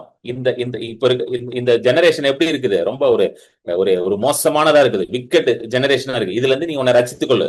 B saved from that. புரியுதுங்களா? எத்தனை பேருக்கு புரியுது? சோ இது பேதுரு சொல்றாரு, நாங்க என்ன செய்யணும்னா பி சேவ்டு ஃப்ரம் திஸ். இதுல இருந்து உன்னை ரட்சித்துக்கொள். அப்படின்னா இந்த பாவத்திலிருந்து, இந்த பிசாசின் பிடியில இருந்து உன்னை ரட்சித்துக் கொள். அது எப்படி நடக்கும்? நாம் மனம் திரும்பும் பொழுது ரட்சிப்பு உண்டாகுது. சோ மனம் திரும்புறதுன்னா என்னது? உங்க மனதை இயேசுவின் இடத்துல திருப்போம். சரி, அந்த ரிப்பன்ட்ன்ற வார்த்தை வந்து இயேசு நிறைய இடத்துல யூஸ் பண்றாரு. ஒரு இது பார்ப்போம், காட்டுறோம் உங்ககிட்ட. மார்க் 1:14 போடு தம்பி. First mark 1:14. மார்க் எழுதின சுவிசேஷம் 1:14. சோ இயேசு வந்து தம்முடைய ஊழியத்தை ஆரம்பிக்கிறாரு. யோவான் காவலில் வைக்கப்பட்ட பின்பு சோ இயேசு வந்து ஞானஸ்தானம் எடுக்கிறாரு. யோவான் ஸ்நானகன் ஞானஸ்தானம் கொடுக்குறாரு. ஞானஸ்தானம் எடுத்து முடிச்சோன்னே அவர் வந்து 40 நாள் வந்து வனாந்திரத்துல உபவாசம் பண்றாரு. பிசாசு வந்து சோதிக்கிறான். அந்த கதைலாம் உங்களுக்கு தெரியும். அது பிசாசை ஜெயிச்சுட்டு வெளியே வராரு. வந்து ஊழியத்தை ஸ்டார்ட் பண்றாரு. பிரசங்கம் பண்ண ஆரம்பிக்கிறார். என்ன பிரசங்கம் பண்ணார் பாருங்க. இயேசு கலிலேயாவிலே வந்து தேவனுடைய ராஜ்யத்தின் சுவிசேஷத்தை பிரசங்கித்து, அடுத்த வசனம், ராஜ்யத்தின் சுவிசேஷத்தை பிரசங்கிக்கிறார். என்ன பிரசங்கம் பண்றாரு பாருங்க. காலம் நிறைவேறிற்று, தேவனுடைய ராஜ்யம் சமீபமாயிற்று, மனம் திரும்பி சுவிசேஷத்தை விசுவாசியுங்கள் என்றார். மனம் திரும்பி, நல்லா கவனிங்க. ரிப்பன்ட், மனம் திரும்பு. ரிப்பன்ட்னா மனசை திருப்பு. சொல்லுங்க, ரிப்பன்ட்னா என்ன அர்த்தம்? மனசை திருப்பு. எதுக்கு நேரா திருப்பணும்? மனசை தேவனுக்கு நேரா மனசை திருப்பணும். இதுதான் சொன்னார் யூதர்களுக்கு இயேசு வந்து. எப்ப உன் மனசை எனக்கு நேரா திருப்பு. Turn your hearts towards me. தேவனுக்கு நேரா உன்னுடைய மனதை திருப்பு. இவ்வளவு நாளா உன் மனது எப்படி இருக்கு? எதையோ பார்த்துக்கிட்டு இருக்கு, உலகத்தை பார்த்துட்டு இருக்கு, சூழ்நிலையை பார்த்துக்கிட்டு இருக்கு. நம்ம ஒவ்வொரு நாளும் மனம் திரும்பணும். மனம் திரும்புறது ஒரு நாள் ப்ராசஸ் கிடையாது. It is a daily process. ஒவ்வொரு நாளும் நம்ம மனசை தேவனிடத்துல திருப்ப வேண்டியதா இருக்கு. நம்ம மனசை தேவனிடத்துல திருப்பலன்னா உலகம் தூக்கிட்டு போயிருது மனசை. எத்தனை பேருக்கு புரியுது? நம்ம மனசை தேவனிடத்துல திருப்பலன்னா மனசை எவன் தூக்கிட்டு போயிடுறான்? உலகம் தூக்கிட்டு போயிரு. கையில இருக்க போன் தூக்கிட்டு போயிரு மனசை. கவனிச்சிருக்கீங்களா? பைபிள் படிக்கணும்னு மனசுல முடிவு பண்றீங்க, பைபிள் படிக்கணும், இன்னைக்கு கண்டிப்பா என்ன பண்ணிடணும், பைபிளை படிச்சிடணும் அப்படின்னு சொல்லிட்டு பைபிளை தூக்கி உட்காருவீங்க. கரெக்டா நீங்க பைபிள்ல தூக்கும் பொழுதுதான் யாருக்காவது தோணும் உங்களை பத்தி. அது எப்படிதான் தோணும்னு தெரியல. எனக்கும் நிறைய வாட்டி நடந்திருக்குது. நம்ம பைபிளை தூக்கும் போது தான் அவனுக்கு தோணுது நம்மளை பத்தி. அது வரைக்கும் ஒரு பையலும் நம்மளுக்கு போன் பண்ண மாட்டான், ஒருத்தனும் கூப்பிட மாட்டான். நம்ம பைபிளை கையில எடுத்துருவோம். இல்லைன்னா ஜபம் பண்ணணும்னு உட்காரும் போது தான் எவனுக்காவது மூக்குல வேத்துட்டு உடனே போன் எடுத்து அடிச்சிருவாங்க நம்மளுக்கு. நம்மளும் என்ன பண்ணுவோம்? சரி, ரொம்ப நாள் கழிச்சு போன் பண்ணிருக்காங்களே, ஒரு 5 நிமிஷம் ஒரு 2 நிமிஷம் பேசிட்டு என்ன பண்ணுவோம், வருவோம்னு சொல்லிட்டு போனை தூக்குவோமா, அவ்வளவுதான், முடிஞ்சு போச்சு கதை. அந்த 5 நிமிஷம் ஓடிக்கிட்டே கிடக்கும். கடைசியா பார்த்தா 1 hour ஆயிரும். 1 hour அவங்க சொந்த கதை, சோக கதை, அந்த கதை, இந்த கதைலாம் பேசி முடிச்ச உடனே உங்களுக்கு பைபிள் படிக்கிற இன்ட்ரெஸ்டே போயிடும். அட போடான்னு சொல்லிட்டு பைபிள் வச்சிருவீங்க. அவ்வளவுதான். எத்தனை பேருக்கு புரியுது நான் சொல்றது? பைபிளை படிக்கணும்னு உட்காருவோம். அப்பதான் டக்குன்னு போன்ல நோட்டிபிகேஷன் வரும். சரி, இந்த ஒரு நோட்டிபிகேஷன் தான். இந்த ஒரு நோட்டிபிகேஷனை பார்த்துட்டு நம்ம என்ன பண்ணலாம்? பைபிளை படிச்சிடலாம். ஒன்னு நத்திங் என்னது, ஒன்னும் தப்பு கிடையாது. It is not going to harm me அப்படின்னு அந்த ஒரு நோட்டிபிகேஷனை ஓபன் பண்ணுவீங்க. அப்படியே ஓடி. கரெக்டா? சோ உலகமும் உங்க மனதை கேப்சர் பண்ணணும் தான் ட்ரை பண்ணிட்டு இருக்கு. The world is trying to capture your heart. கரெக்டா? சோ அதனாலதான் இயேசு என்ன சொன்னாரு? மனம் திரும்பு, உன் மனசை எனக்கு நேரத்தில். எத்தனை பேர் புரிஞ்சிருச்சுங்க? கரெக்டா? Jesus did not complicate anything. Jesus made everything very simple. We only complicated everything. நம்ம தான் எல்லாத்தையும் வந்து காம்ப்ளிகேட் பண்ணிட்டோம். அவர் ரொம்ப சிம்பிளா தான் பிரசங்கம் பண்ணார். மனசை திருப்புப்பா எங்க கிட்ட, அங்க பார்த்து கதை என்கிட்ட இணைய பாரியான்னாரு. அதுக்கு பேர் தான் repent. Change the way you think. ரிப்பன்ட்ன்ற வார்த்தை வந்து கிரேக்க மொழியில மெட்டனோயா அப்படின்ற வார்த்தை. மெட்டனோயானா change the way you think. Change the way you திங்க்னா உலகத்தை போல யோசிக்க கூடாது. அதுதான் உலகத்தை போல யோசிக்க கூடாது. அதுதான் change the way you think. So இப்போ உலகத்துல ஒருத்தனுக்கு வியாதி வந்துருச்சு, அவன் எப்படி யோசிப்பான்? ஐயோ என்ன ஆகுமோ, இதுக்கு வந்து தீர்வே கிடையாது அப்படின்னு சொல்லி எல்லாம் நெகட்டிவாவே யோசிச்சுக்கிட்டு இருப்பான். உலகத்துல ஒரு மனுஷனுக்கு வியாதி வந்தா ஃபுல்லா நெகட்டிவா தான் வரும். டாக்டர் இப்படி சொல்லிட்டாரு, டாக்டர் அப்படி சொல்லிட்டாரு, இந்த வியாதியில இருந்து யாருமே சுகமானது இல்லையாமே, அப்ப எனக்கு மட்டும் எப்படி சுகம் கிடைக்கும், அவ்வளவுதான், வாழ்க்கை முடிஞ்சிருச்சு அப்படின்னு சொல்லி இதான் உலகத்தை போல யோசிக்கிறது. Thinking like the world. எத்தனை பேருக்கு புரியுது? ஹல்லேலூயா. ஆனா உலகத்தை போல யோசிக்கிறதுக்கு நம்ம ஆண்டவர் வந்து ரட்சிக்கல. God has not saved us to think like the world. God has saved us to think just like him. ஆண்டவர் நம்மளை ரட்சித்ததுக்கு காரணம் உலகத்தை போல யோசிப்பதற்கு இல்ல, அவரை போல யோசிப்பதற்கு, அவரை போல விசுவாசிப்பதற்காக தான் ஆண்டவர் நம்மளை ரட்சித்திருக்கிறார். ஹல்லேலூயா. சோ இன்றைக்கு நாம் எல்லாம் இயேசுவை போல யோசிக்க ஆரம்பிக்கணும். எத்தனை பேர் புரியுதுங்க? இயேசுவை போல யோசிக்க. இப்போ இப்போ நீங்க எப்படி பார்க்கணும்னா, இப்போ யோசிப்போம். இப்ப நீங்க ஜஸ்ட் கொஞ்சம் இமேஜின் பண்ணுங்க. சரிங்களா? நம்மளுக்கு ஆண்டவர் நல்ல கற்பனை திறமை கொடுத்திருக்காரு. God has given us a good sense of imagination. Power of imagination is very powerful. நம்மளுடைய அந்த கற்பனை திறமை இருக்குல்ல, அது ரொம்ப பவர்ஃபுல்லானது. பெரிய பெரிய காரியங்களை நம்ம வந்து கற்பனையிலே உருவாக்கி அதை வந்து செயல்படுத்தலாம். சோ நீங்க இமேஜின் பண்ணுங்க. இப்போ சப்போஸ் ஒரு வியாதி இருக்கு, ஒரு பலவீனம் இருக்கு, உங்களுக்கோ இல்ல குடும்பத்துல யாருக்கோ இருக்கு. அப்ப நீங்க என்ன இமேஜின் பண்ணா, இப்ப இயேசு இருந்தா அதை எப்படி ஹேண்டில் பண்ணுவாரு? இயேசு இருந்தா இதுக்கு என்ன சொல்லுவாரு? எத்தனை பேர் புரியுதுங்க? இப்ப ஏதோ ஒரு வியாதி இருக்குங்க, பக்கத்துல இயேசு நிக்கிறாரு. நீங்க இயேசு கிட்ட வந்து ரிப்போர்ட்டை கொடுக்குறீங்க. அப்படியே கொஞ்சம் அப்படியே இமேஜின் பண்ணுங்க. இயேசு கிட்ட ரிப்போர்ட், இயேசுவே இதுதான் டாக்டர் சொல்றாரு, இயேசுவே இந்த ரிப்போர்ட்டை பாருங்க இயேசுவே அப்படின்னு கொடுக்குறீங்க. அப்போ இயேசு அதுக்கு என்ன ரிப்ளை பண்ணுவார்? யாரா சொல்ல முடியுமா? சாட்ல போடுங்க பார்க்கலாம், என்ன என்ன சொல்றீங்கன்னு பார்க்கலாம். இயேசு என்ன சொல்லுவார்? நீங்க உங்க ரிப்போர்ட்டை இயேசு கொடுத்தா என்ன சொல்லுவார்னு நினைக்கிறீங்க? கரெக்டா சொல்லுங்க, எனக்கு பார்ப்போம். சாட்ல போடுங்க பார்க்கலாம், யார் என்ன சொல்றான்னு பார்ப்போம். உங்க டாக்டர் ரிப்போர்ட்டை இயேசுட்ட காட்டுறீங்க, அவர் என்ன சொல்லுவாரு? You are already healed. Okay, ஒரு சிஸ்டர் சூப்பரா போட்டீங்க, யூ ஆர் ஆல்ரெடி ஹீல்டு. வேற என்ன சொல்லுவாரு? Whose report do you believe? Okay, எந்த ரிப்போர்ட்டை நீ விசுவாசிக்கிற? ஓகே, நம்ம அட்மின் போட்டிருக்காரு, அட்மின் ஒரு பெரிய ஊழியக்காரர் அவரு. அடுத்த வேற என்ன ரிப்போர்ட்டு?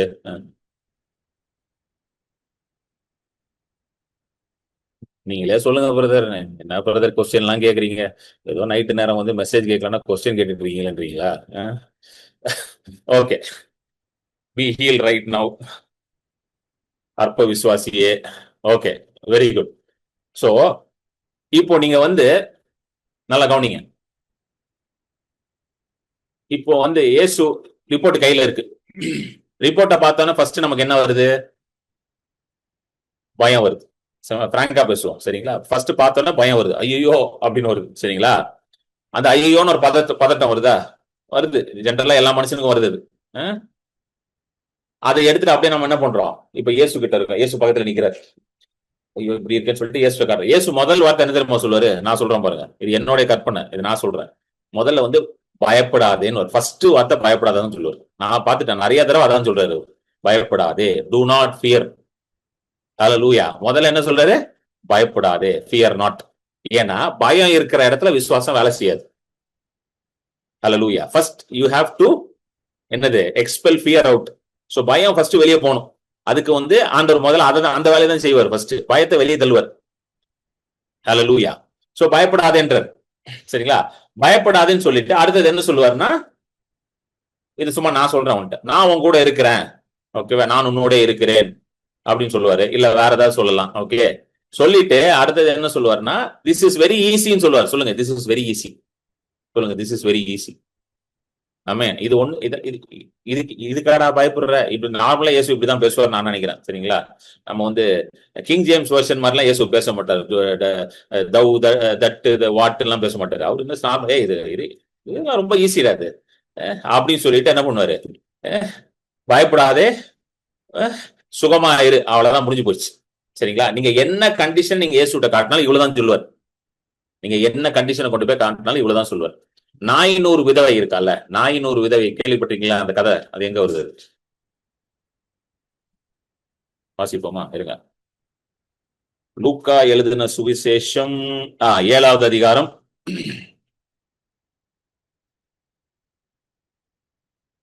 லூக்கா எழுதின சுவிசேஷம் 7வது அதிகாரம். ஓகே, நம்ம எல்லா வசதி படிக்க வேண்டாம். 12 போடுங்க, 12 போடுங்க, 12. சோ லூக்கா 7:12. சோ என்ன நடக்குன்னா, நாயின் அப்படின்ற ஒரு ஊர்ல இயேசு பிரவேசிக்கிறாரு. அங்க ஒரு ஒரு ஸ்திரீ, அவ வந்து விதவை, புருஷன் இல்ல அவருக்கு, அந்த அம்மாக்கு புருஷன் இல்ல, ஒரே மகன் இறந்துட்டார். அடுத்தது 13வது வசனம் போடுங்க. சோ ஆண்டவர் இயேசு கிறிஸ்து அதை பாக்குறாரு. The Lord sees that. 13 போடு தம்பி, 13th verse. கர்த்தர் அவளை பார்த்து அவள் மேல் மனதுருகி. ஓகே, மனதுருகி. சொல்லுங்க, இயேசு மனதுருகி அழாதே என்று சொல்லி, அடுத்த வசனம், அழாதே என்று சொல்லி கிட்ட வந்து பாடையை தொட்டார், அதை சுமந்தவர்கள் நின்றார்கள். அப்பொழுது அவர், வாலிபனே எழுந்திரு என்று உனக்கு சொல்லுகிறேன் என்றார். அவ்வளவுதான், முடிஞ்சு போயிடுச்சு. வாலிபனே எழுந்திரு என்று சொன்னார். சோ இங்க என்ன நடக்குன்னு பாத்தீங்கன்னா, யாரும் வந்து ஒரு மரித்து போன சடலத்துக்கிட்ட போயிட்டு எழுந்துருன்னுலாம் சொல்ல மாட்டாங்க. சொல்லுவாங்களா யாராவது? சொல்ல மாட்டாங்க. ஒருத்தர் மரிச்சு போயிட்டாரு, ஒருத்தர் இறந்து போயிட்டாருன்னா அவர்கிட்ட போயிட்டு எழுந்துரு அப்படின்லாம் சொல்ல மாட்டாங்க. என்ன கேட்பாங்க, எல்லாரும் வந்து சுத்தி சொந்தக்காரங்கெல்லாம் பார்த்துட்டு எப்ப பாடியை எடுக்க போறீங்கன்னு தான் கேட்பாங்களே தவிர, அந்த மரித்து போன சடலத்துக்கிட்ட போயிட்டு பாடி கிட்ட போயிட்டு எழுந்துலாம் சொல்ல மாட்டாங்க. எப்பவுமே பாருங்க, அதுதான் பாருங்க, kingdom of God always works opposite to the world's ways. அதாவது உலகத்தின் வழிக்கு அப்படியே நேர் எதிராக தான் என்ன வேலை செய்யும், தேவனுடைய ராஜ்யம் வேலை செய்யும். It is always opposite. So மரித்து போயிட்டான், சரிங்களா? எல்லாரும் வந்து கொண்டு போய் அடக்கம் பண்ண போயிட்டு இருக்காங்க. இயேசு மட்டும் என்ன பண்றாரு, அங்க போயிட்டு வாலிபனே எழுந்துருன்றார். சோ இப்போ இப்போ இப்போ இப்போ நீங்க இமேஜின் பண்ணுங்க, டாக்டர் ரிப்போர்ட் என்ன சொல்லுது? டாக்டர் ரிப்போர்ட் என்ன சொல்லுது? உனக்கு இந்த பிரச்சனை இருக்குன்னு சொல்லுது. ஒரு வியாதி பேர் வச்சுக்கலாமா? கிட்னி பிரச்சனையோ, ஹார்ட் பிரச்சனையோ, இல்ல மென்டல் டிசார்டர் ஏதோ இருக்குது. இப்போ நீங்க என்ன பேசணும்? நீங்க என்ன பேசணும்? பிரச்சனையை பேசாம அந்த பிரச்சனை இல்லைன்னா எப்படி இருக்கணுமோ அதை தான் நீங்க பேசணும். எத்தனை பேர் புரியுது? எத்தனை பேர் புரியுதுங்க? இப்ப அந்த பிரச்சனை இல்லைன்னா நீங்க என்ன பேசணும்? அதை தான் நீங்க பேசணும். கரெக்டா? பிரச்சனை இல்லைன்னா எப்படி பேசுவீங்க? சோ இயேசு இங்க என்ன பேசுறாரு அப்படின்னு பாத்தீங்கன்னா, ஏதோ ஒரு ஒரு ஒரு ஒரு அதாவது he literally saw that man not as a dead man. அதாவது அந்த அந்த வாலிபன் வந்து மரித்து போனது போல இயேசு பார்க்கல. எப்படி பார்த்தாருன்னா, இயேசு அவனை ஏதோ வந்து ஒரு நித்திரையில இருக்கிற மனுஷனை போல பாக்குறாரு. இது இந்த எபிரோட மகள் இறந்து போனதுக்கும் எல்லாம் அழுதுட்டு இருப்பாங்க. அப்ப இயேசு வந்து அந்த வீட்டுக்குள்ள பிரவேசித்து என்ன சொல்வாருன்னா, ஏன் நீங்க எல்லாரும் அழுறீங்க? ஏன் எல்லாரும் அழுது கூச்சல் போடுறீங்க? அந்த ஸ்திரீ, அந்த சின்ன புள்ள வந்து என்ன பண்றா? மறிக்கவில்லை, அவன் என்ன பண்ண, நித்திரை கொண்டு இருக்கிறான், தூங்கிட்டு இருக்கான்னு. சோ இயேசு வந்து அந்த சிச்சுவேஷன் எப்படி பாக்குறாரு? டிஃபரெண்டா பாக்குறாரு. எத்தனை பேர் புரியுதுங்க? அவருடைய பார்க்கிற பார்வை வேற மாதிரி இருக்கு. அப்ப வந்து அவ ஷீஸ் அஸ்லீப் அப்படின்னு தான் சொல்லுவாரு. ஏன் அப்படி சொல்றாருன்னா, ஷீஸ் அஸ்லீப்னா அவளை எழுப்பிடலான்னு அர்த்தம். நித்திரையில இருக்காருன்னா அவளை எழுப்பிடலான்னு அர்த்தம். சோ இயேசுவோடைய மனது எப்படி வேலை செய்து பாருங்க. This is how Jesus things. The perspective of Jesus is completely different. ஹல்லேலூயா. இயேசுவோட மனது வந்து அப்படியே வேற மாதிரி. ஆண்டவருடைய மனது வந்து நம்மளுடைய மனதுக்கும் ஆண்டவரோட மனது. அதனாலதான் இயேசு என்ன சொன்னார்னா, மனம் திரும்புன்றார். என் பக்கம் மனசை திருப்புன்றார். இப்ப புரியுதுங்களா உங்களுக்கு ஏன் அப்படி சொன்னாருன்ட்டு? ஹல்லேலூயா. சோ இன்னொரு இது காட்டுறேன் பாருங்களேன், வாங்க. எப்படி ஆண்டவரோட மைண்ட் ஒர்க் ஆகுதுன்னு பார்ப்போம். காட்டுறேன் உங்களுக்கு. 1 கொரிந்தியர் 1வது அதிகாரம்.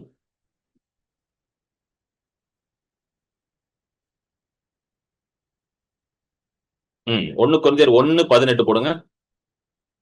1 கொரிந்தியர் 1:18. ஓகே,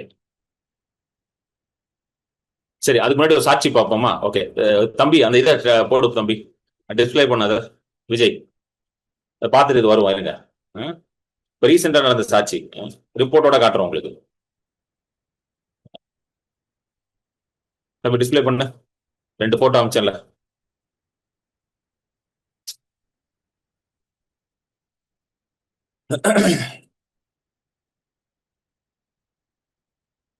கொஞ்சம் பெருசா போடு தம்பி, பெருசா போட முடியாதா? ஓகே, நல்லா கவனிங்க. தெரியுதா எல்லாருக்கும்? இது வந்து ஒரு இசிஜி ரிப்போர்ட். ஓகே, சிஸ்டர் மேரி ரெஜினா அவங்களுக்கு நடந்த ஒரு அற்புதம். அவங்க நம்ம மீட்டிங்ல இருக்கிறாங்க, சரிங்களா? சோ என்ன நடந்துச்சுன்னு நான் சொல்றேன், இல்ல அவங்களே சொல்லிடுவோமா? நல்லா இருக்கும். ஓகே,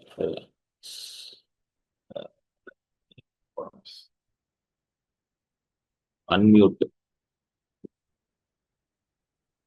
மேரி ரெஜினா ஆண்டி, நீங்களே சொல்றீங்களா? அன்மியூட் பண்ணிக்கோங்க.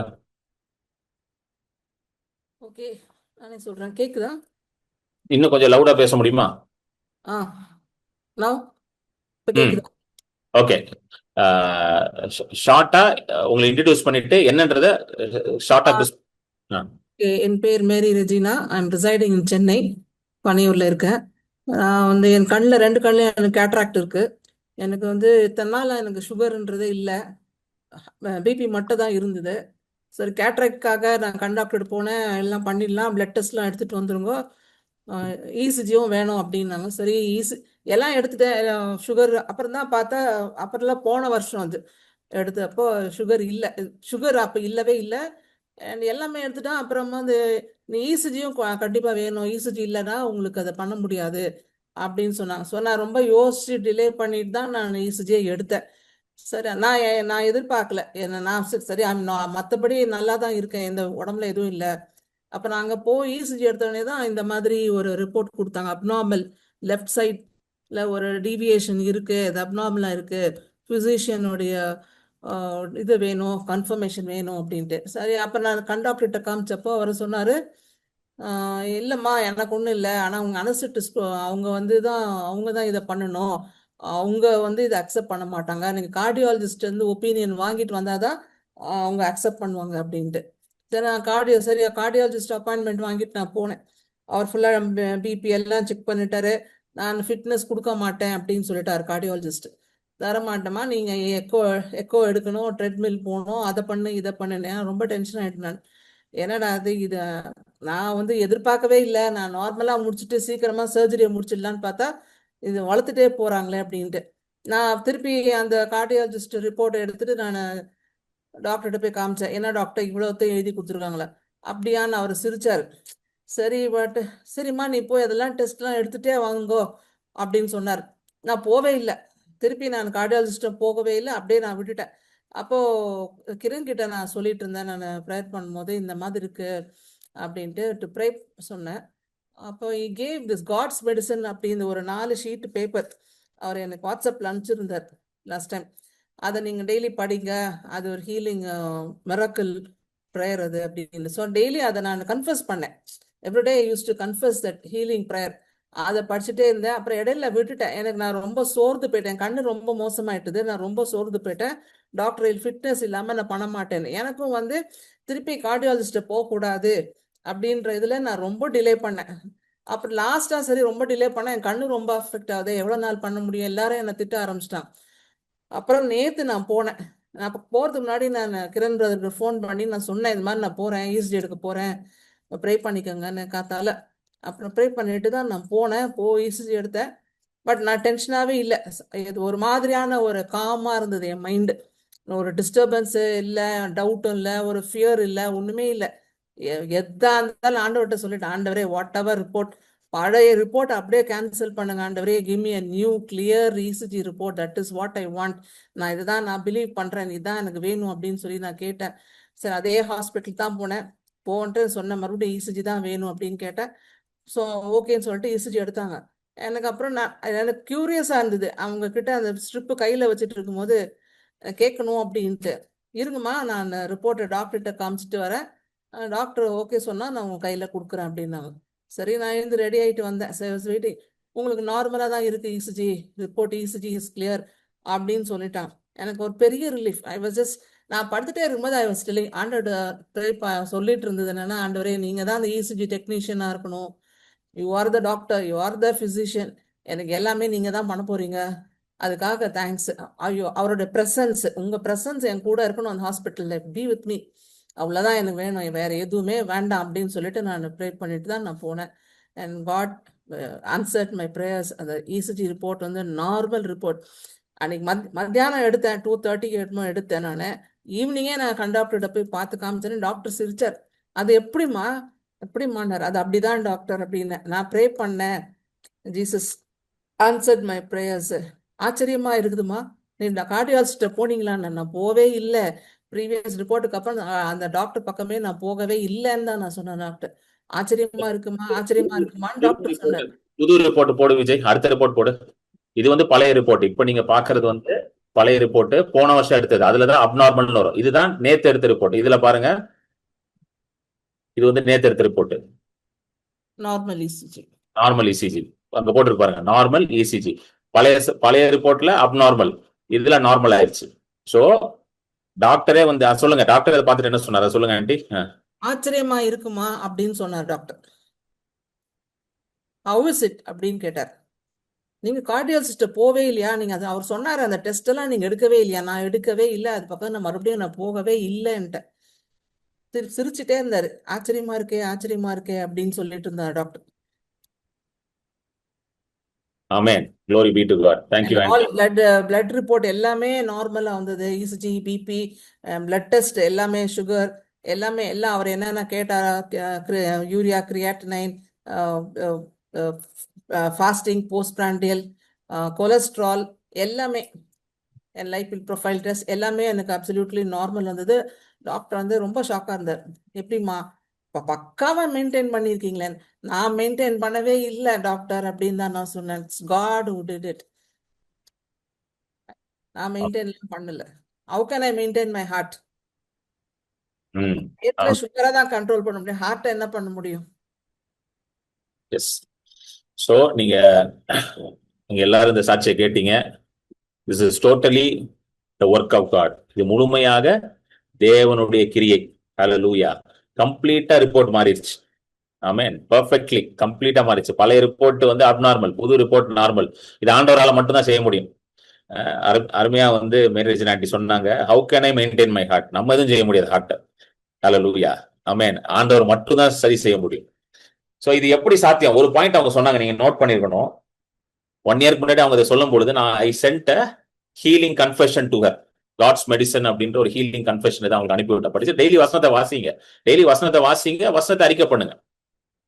ஏன்னா word of God is medicine. நல்லா புரிஞ்சுக்கணும். நிறைய பேருக்கு வந்து அது புரிய மாட்டேங்குது. அது people are not able to understand that, but that is the truth. சத்தியம் மாறாது, அதுதான் ட்ரூத். நிறைய பேருக்கு நான் அனுப்பியிருக்கேன் இதை படிங்க அப்படின்னு. ஆனா எத்தனை பேர் படிக்கிறாங்கன்னு எனக்கு தெரியல. பட் அதுதான் மெடிசன். இப்போ டாக்டர் வந்து இப்போ டாக்டர் வந்து நமக்கு சொல்றாருன்னு வச்சுக்கோங்களேன், மாத்திரை போடுங்கன்னா ரொம்ப கண்ணும் கருத்துமா மாத்திரை போடுவாங்க. பாத்திருக்கீங்களா? கரெக்டா போடுவாங்க. அழகா ஒரு பாக்ஸ் வச்சுப்பாங்க, அழகா மாத்திரை. காலையில இந்த மாத்திரை, மதியானம் இந்த மாத்திரை, நைட்டு இந்த மாத்திரை. வீட்டுல இருக்கவங்க எல்லாரும் வேற கேட்பாங்க, போட்டியா மாத்திரையை போட்டியா, டாக்டர் சொன்னாரு போட்டியா போட்டியா. எனக்கு ரொம்ப ஆச்சரியமா இருக்கு, மனுஷன் சொன்னதுக்கு இவ்வளவு வெயிட்டேஜ் கொடுக்குறாங்க. ஆனா வசனத்தை வாசிங்கன்னா ஜனங்கள் வந்து அதை யோசிக்கிறாங்க. ஆனா நான் சொல்றேன், இது நான் சொல்லலைங்க, பைபிள்ல சொல்லுது, அவர் வசனத்தையும் வார்த்தையும் கண்டடைகிறவன் ஜீவனை கண்டடைகிறான். ஹalleluya. He who finds his word finds life. Hallelujah. So உங்களுக்கு தேவையான சுகம் வசனத்துல இருக்கு. மாத்திரை சாப்பிடக்கூடாதுன்னு நான் சொல்லல, ஐ நெவர் சே தட். மாத்திரை சாப்பிடுங்க, தப்பே கிடையாது. ஆனா அதுக்கு மேல ஒண்ணு இருக்குது, அதுதான் தேவ வார்த்தை. மாத்திரையும் மருந்தும் மருத்துவமும் செய்ய முடியாதது தேவனுடைய வார்த்தை தான் செய்ய முடியும். ஹalleluya. சோ அதை நாடுங்க, அதை தேடுங்க. ஹalleluya. அதை உங்க கண்களுக்கு முன்பதாக வைங்க. வசனத்தை உங்க இருதயத்துல பதியுங்க, உங்க வாயினால அறிக்கை செய்யுங்க. ஹalleluya. அப்பொழுது அது உங்க உடலுக்கெல்லாம் மருந்தாகவும் ஆரோக்கியமாகவும் இருக்கும். அது உங்களுக்கு ஜீவனாக இருக்கும். ஹalleluya. ஆமென். சோ நான் விசுவாசிக்கிறேன், வரும் நாட்கள்ல இன்னும் நிறைய டெஸ்டிமோனி வரப்போகுது. there are going to be many testimonies are going to come. Hallelujah. Amen. Sister Vimala, நீங்க ஷேர் பண்றீங்களா? குயிக்கா ஷேர் பண்றீங்களா சிஸ்டர் விமலா பாபு? சிஸ்டர் விமலா வந்து ஒரு ஹிந்து குடும்பத்துல இருந்து ரசிக்கப்பட்டவங்க, ஒரு ஹிந்து பிராமண குடும்பத்துல இருந்து ரசிக்கப்பட்டாங்க. ஐ திங்க் ஒரு 6 இயர்ஸ் முன்னாடி அவங்களை மீட் பண்ண நினைக்கிறேன். சிஸ்டர் விமலா, சிஸ்டர் நீங்க ஷேர் பண்றீங்களா? குயிக்கா அன்மியூட் பண்ணிக்கோங்க.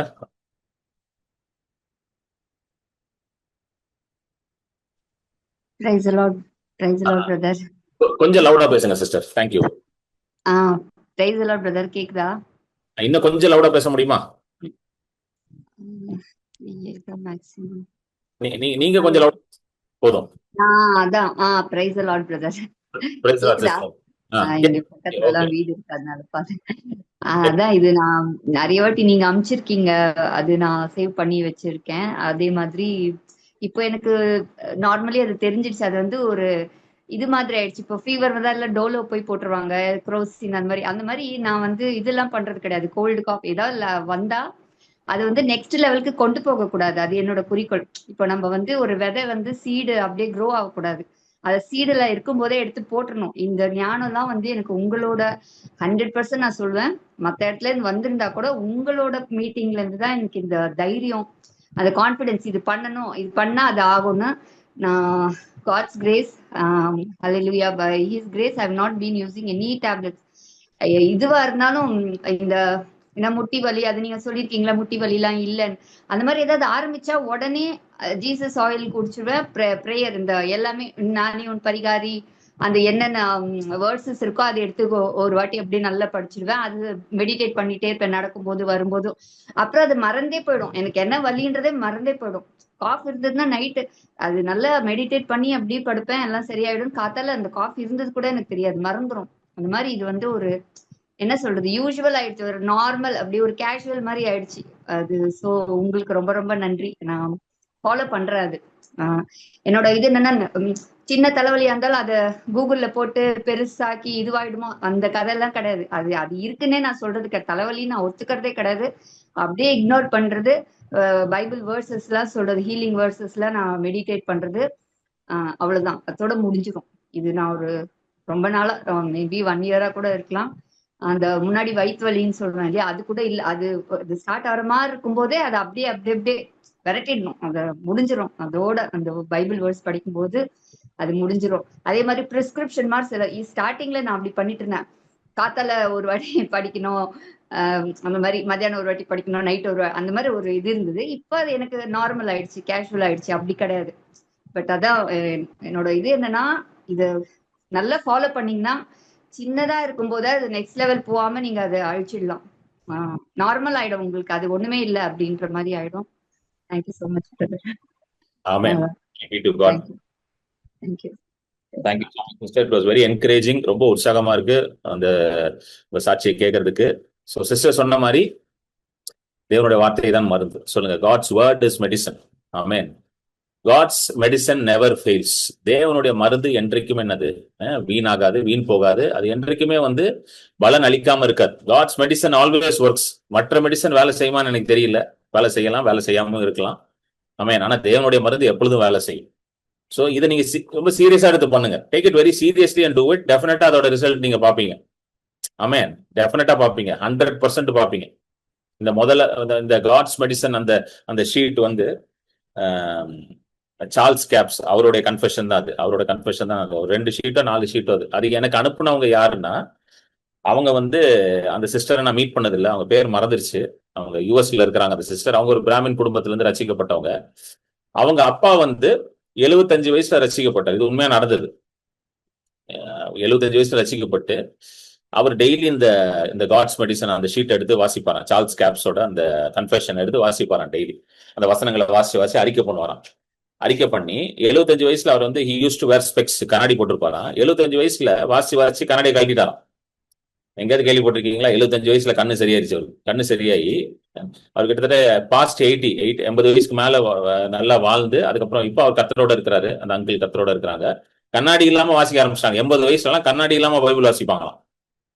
அந்த அங்கிள் சொல்லுவாங்க, நான் வசனத்தை வாசியே கண்ணு சரியாயிருச்சு அப்படின்னா. Hallelujah. Reading the word healed his eyes. Amen. So அப்படிப்பட்ட வல்லமை வார்த்தையில இருக்குது, வசனத்துல இருக்குது. So this is not என்னது, this is not something, அதாவது ஏதோ சும்மா ஏதோ ஒரு பைபிள்ன்றது நம்ம கேஷுவலா நினைக்கிறோம். No, this is living word. இது ஜீவனுள்ள வார்த்தை. ஆமென். ஜீவனுள்ள தேவனுடைய வார்த்தை. இது நீங்க சீரியஸா எடுத்தீங்கன்னா சீரியஸா வேலை செய்யும். If you take it very seriously, it works. Seriously it works.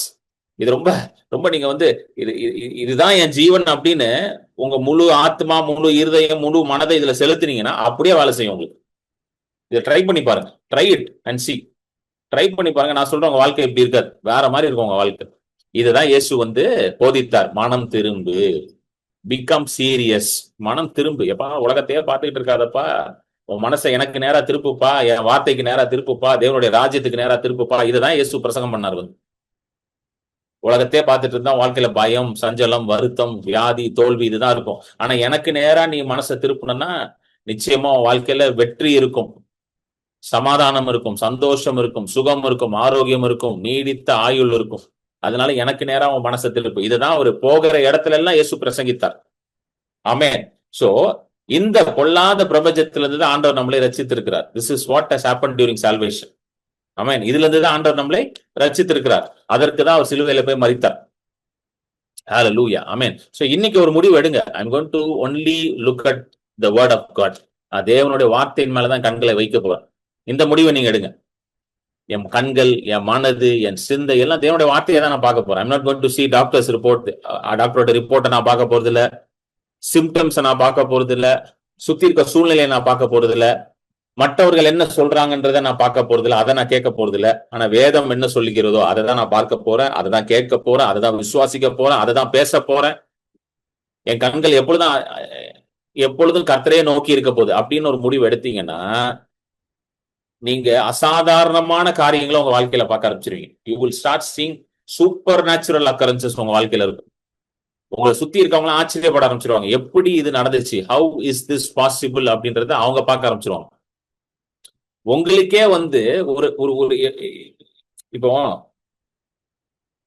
என்கிட்ட வந்து சில பேர் கேட்டிருக்காங்க, இது என்னோட பர்சனல் எக்ஸ்பீரியன்ஸ் கேட்டிருக்காங்க. கேட்பாங்க, பிரதர் இந்த ஹீலிங் மினிஸ்ட்ரி எப்படி பிரதர் நீங்க செய்றீங்கன்னு கேட்டாங்க என்கிட்ட. சில இது ரியலாவே கேட்டாங்க சில பேர், ஹீலிங் மினிஸ்ட்ரி எப்படி பிரதர் செய்றீங்க? ஏன்னா சில நேரம் நம்ம சில பேருக்கு ஜெபிக்கிறோம், அவங்களுக்கு வந்து உடனே சுகம்லாம் ஆக மாட்டேங்குது, நீங்க எப்படி ஜெபிக்கிறீங்க, எப்படி செய்றீங்க அப்படின்னா எனக்கு ஆன்சரே இருக்காது. சில பேர் கேட்பாங்க, எப்படி செய்றீங்க, என்ன தைரியத்துல நீங்க போய் ஹீலிங் மினிஸ்ட்ரி பண்றீங்க, என்ன தைரியத்துல போய் நீங்க வந்து உனக்கு சுகமாகும் நீங்க தைரியமா போய் சொல்றீங்க அப்படின்னா, ஏன்னா ஆண்டவர் வந்து பாருங்களேன், அது அதாவது when you connect with God, நல்லா கேளுங்க, when you connect with God, this is a heart to heart connection. இது வந்து ஒரு எப்படி சொல்றது, இத சொல்ல தெரியல எனக்கு ஆக்சுவலா. இது வந்து ஒரு தேவனுக்கும் நமக்கும் இருக்கிற உறவு வந்து இது வந்து சும்மா ஒரு கான்ட்ராக்ட் கிடையாது. இது வந்து கான்ட்ராக்ட் அதெல்லாம் கிடையாது. இது வந்து ஒரு எப்படின்னா ஒரு இருதயமும் சேருகிற ஒரு உறவு. It is your heart and God's heart connecting together. Amen. அந்த கனெக்ஷன் வந்துருச்சுன்னு வச்சுக்கோங்களேன், யாருமே உங்களை தேவனிடத்துல இருந்து பிரிக்க முடியாது.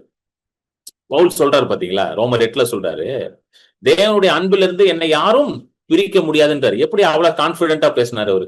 How was he so confident that no one can separate him from the love of God? Nothing can separate என்றார். எதுவுமே என்ன தேவனுடைய அன்புல இருந்து என்ன பண்ண முடியாது, பிரிக்க முடியாது. ரொம்ப அழகா பேசுவார் பாருங்க.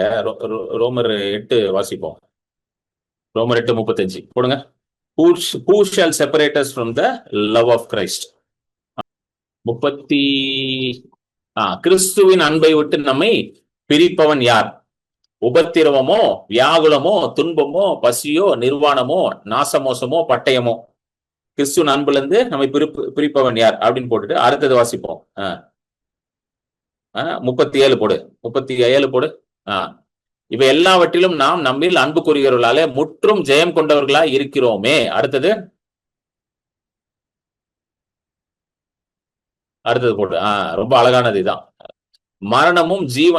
மரணமானாலும் ஜீவனானாலும் தேவதூதர்கள் ஆனாலும் அதிகாரங்கள் ஆனாலும் வல்லமைகள் ஆனாலும் நிகழ்காரியங்கள் ஆனாலும் வருங்காரியங்கள் ஆனாலும், அடுத்தது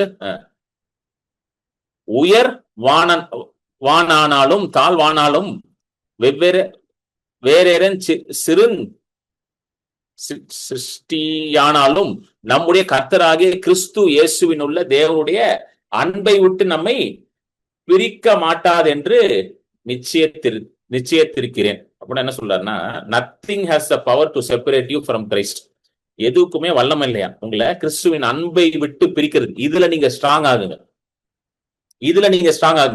எதுவுமே என்ன பிரிக்க முடியாது இயேசுவின் அன்புல இருந்து. இதுல நீங்க ஸ்ட்ராங் ஆயிட்டீங்கன்னா நான் சொல்றேன், யூ வில் பி அன்கான்கரபிள். உங்களை யாருமே வந்து என்ன பண்ணுவோம், எதுவுமே உங்களை வந்து அன்கான்கர், நத்திங் கேன் டிஃபீட் யூ. அந்த ஸ்டேஜுக்கு போயிருவீங்க நீங்க. இன்னைக்கு நிறைய கிறிஸ்தவர்களுக்கு இருக்கிற பெரிய கொஸ்டின், ஐயோ ஆண்டவர் என்னை நேசிக்கிறாரா, ஆண்டவர் என்னை அன்பு கூறுறாரா, ஐயோ நான் ஆண்டவர் விட்டு ஆண்டவருக்குள்ள இருக்கானா, ஆண்டவருக்கு வெளியில இருக்கிறானா, இப்படியே இந்த டவுட்லயே ஓடுறாங்க.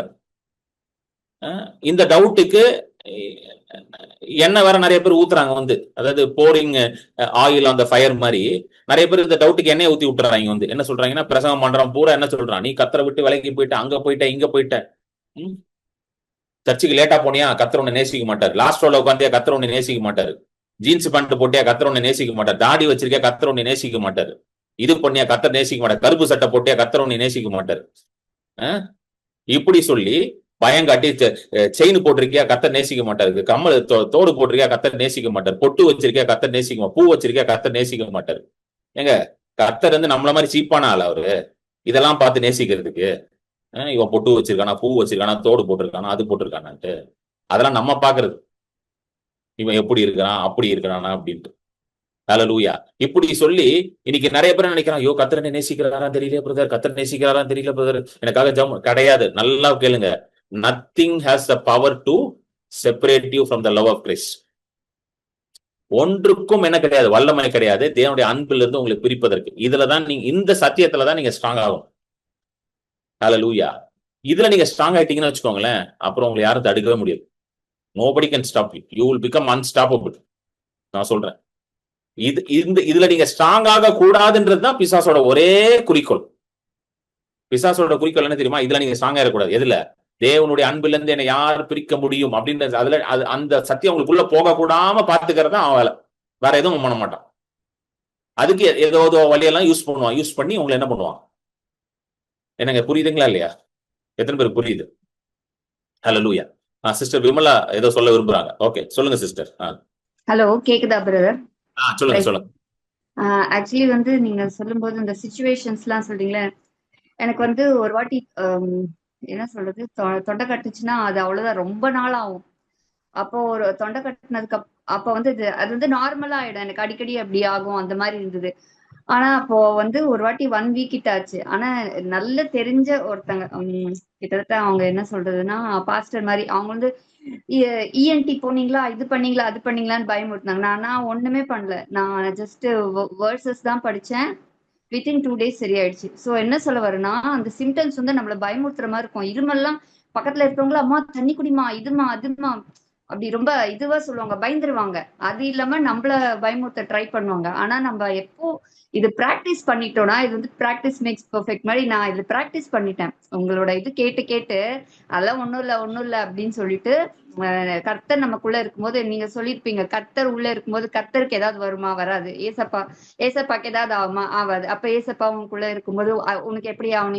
நீங்க சொல்லிருக்கீங்க. அது எனக்கு நல்லா அது வந்து நீங்க நம்ம பிராக்டிஸ் பண்ணிட்டோம்னா எதுவுமே ஆகாது. அந்த சிம்டம்ஸ் கண்டு நீங்க பயப்படவே வேணாம். ஜஸ்ட் 1 or 2 days அது வந்து போகாத மாதிரி தெரியும். பட் நீங்க வேர்ட்ஸ் சொல்ல சொல்ல சொல்ல சொல்ல அது எங்கன்னே தெரியாது. நீங்க டாக்டர்கிட்ட எல்லாம் என்னோட இது டாக்டர்கிட்ட எல்லாம் போவேனா, அது காம்ப்ளிகேட் ஆக்கிடுவாங்கன்றதுனா அப்படின்ற ஒரு இதுல நான் அது டாக்டர்ன்ற அந்த இதை கூட நான் மறந்துட்டேன். ஏதாவது இப்படி ஆச்சா, பக்கத்துல இருக்கவங்க யாரையும் கண்டுக்க கூடாது. சரி சரி சரி சரி சொல்லிட்டு நம்ம பாட்டுக்கு நம்ம வந்தோமா, வேர்ட்ஸ் படிச்சோமா, ஏசப்பா நம்ம நார்மல் பிரேயர் பைபிள் அதோட இதையும் நம்ம பிராக்டிஸ் பண்ணும்போது சிம்டம் எப்படி இருந்தாலும் கண்டிப்பா அது சரியாயிடும். மேக்சிமம் 1 வீக்ல எதுவா இருந்தாலும் சரியாயிடும். அந்த முட்டி வலி, இந்த டெஸ்ட் அந்த டெஸ்ட், போனு, எதுவுமே பண்ண வேணாம். 100% அதை நீங்க பிலீவ் பண்ணி, இது ஜஸ்ட் எனக்கு வந்து பிராக்டிஸ் ஆயிடுச்சு. நான் எல்லாருக்கும் என்ன சொல்லுவேன்னா, நீங்க ஸ்டார்டிங் இனிஷியல் 2 or 3 அத மனசை வந்து கெட்டியாக்கிட்டு அது நடக்கும். கண்டிப்பா ஒண்ணுமே ஆகாது. நீங்க பண்ணிட்டீங்கன்னா, ஒரு 2 வாட்டி ஆயிடுச்சுன்னா உங்களுக்கே தெரிஞ்சிடும். ஓ இப்படிதானா அப்படின்னு. நீங்க 3rd டைம்ல இருந்து அது உங்களுக்கு நார்மல் ஆயிடும். அது சொல்லணும்னு நினைச்சு. Thank you brother. Thank you sister. புரியுதுங்களா? சோ இந்த விஷயத்துல நீங்க ஆண்டவர்கிட்ட இதுதான் நீங்க கேட்கணும். இன்னைக்கு நீங்க ஜெபிக்கும் பொழுது, என்னைக்குமே நீங்க ஜெபிக்கும் பொழுது ஆண்டவர்கிட்ட கேளுங்க, ஆண்டவரே நீங்க என்னை எவ்வளவா நேசிக்கிறீங்கன்றதை நான் அறிந்து கொள்ளணும். ஆண்டவர், I want to know how much you love me. நீங்க நேசிக்கிறீங்கன்றது வேதம் சொல்லுகிறது. நீங்க என்னை நேசிக்கிறதுனாலதான் சிலுவையில போய் மரிச்சீங்க. நீங்க என்னை நேசிக்கிறதுனாலதான் ரத்தத்தை சிந்துனீங்க. நீங்க என்னை நேசிக்கிறதுனாலதான் எனக்காக பாடுபட்டீங்க.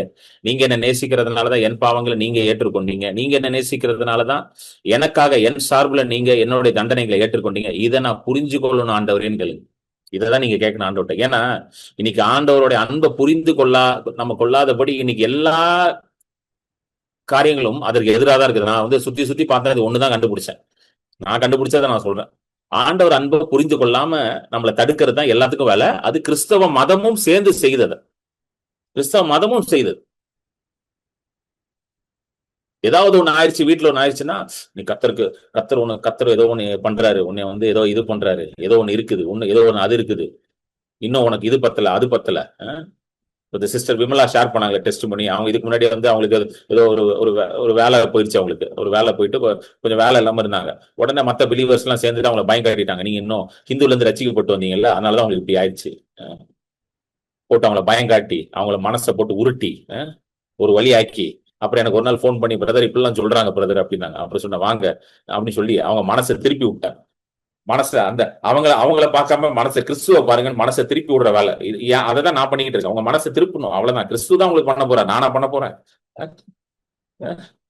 இன்னைக்கு போய் ஒரு ஆவரேஜ் பிலீவர்கிட்ட போயிட்டு நீங்க இன்னொரு விசுவாசிகிட்ட போயிட்டு எனக்கு இப்படி பிரச்சனை இருக்குன்னு சொல்லி பாருங்களா, உடனே எடுத்துமா சொல்லுவாங்க, ஏதோ ஒரு ரகசிய பாவம் உங்களுக்குள்ள ஒளிஞ்சுக்கிட்டு இருக்கு, ஏதோ முற்பிதாக்களின் சாபம் உங்க மேல இருக்குது. ஆமா இருக்குது, வாங்க, ஆமா இருக்குது. எவனாவது அப்படி சொன்னான்னு வச்சுக்கோங்களேன். புரியுதுங்களா? நல்லா புரிஞ்சுக்கோங்க, இயேசுவை போல நல்லவர் இந்த உலகத்துல யாருமே கிடையாதுங்க. இதுதான் உங்களுக்கு உள்ள போகணும் உங்க மனசுக்குள்ள. There is no one as good and loving as Jesus Christ. இந்த உலகத்துல யாருனாலும் உங்களை வெறுக்கலாம், அவர் உங்களை வெறுக்கவே மாட்டார். பாவிகளை ரட்சிக்கிறதுக்காக வந்தார் அவர். ஏங்க, யூதாசையே நேசித்தவருங்க அவரு.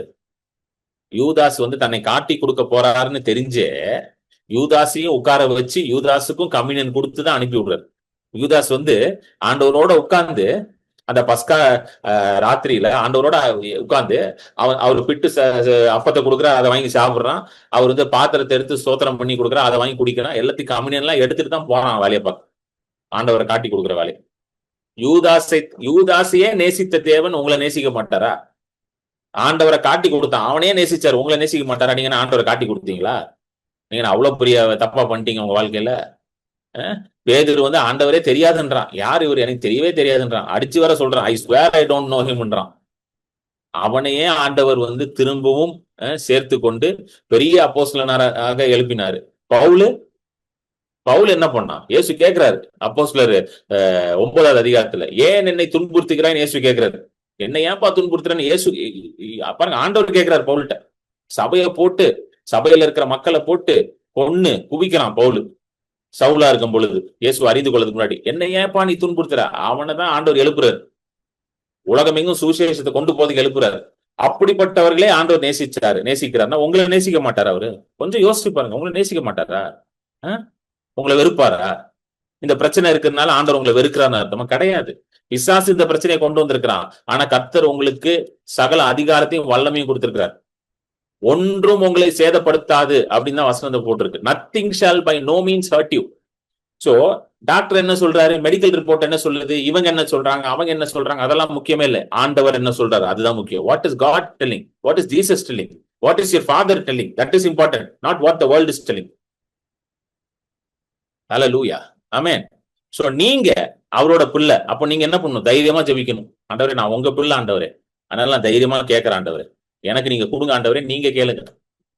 எனக்கு இந்த சுகம் வேணும், என் வீட்டுல இந்த சுகம் வேணும், என் பிள்ளைகளுக்கு இந்த சுகம் வேணும், என் வீட்டுல வியாதி இருக்கக்கூடாது, என் குடும்பத்துல வியாதி இருக்கக்கூடாது. நீங்க தைரியமா கேளுங்க. ஹல்லேலூயா. நீங்க தைரியமா கேட்டீங்கன்னா அங்க விசுவாசம் உள்ள ஜெபம் பிணியாளியை ரட்சிக்கும். ஹல்லேலூயா. தைரியமா ஜெபிக்கிறதா விசுவாசத்தோட ஜெபிக்கிறது. Bold prayers are prayers of faith. Hallelujah. நீங்க எனக்கு இது வேணும் அப்படின்னு நீங்க தைரியமா கேட்கணும். சித்தமானால் கிடையாது, நீங்க சுகமா இருக்கிறது தான் சித்தம், வேற சித்தமே கிடையாது. ஹல்லேலூயா, ஆமென்.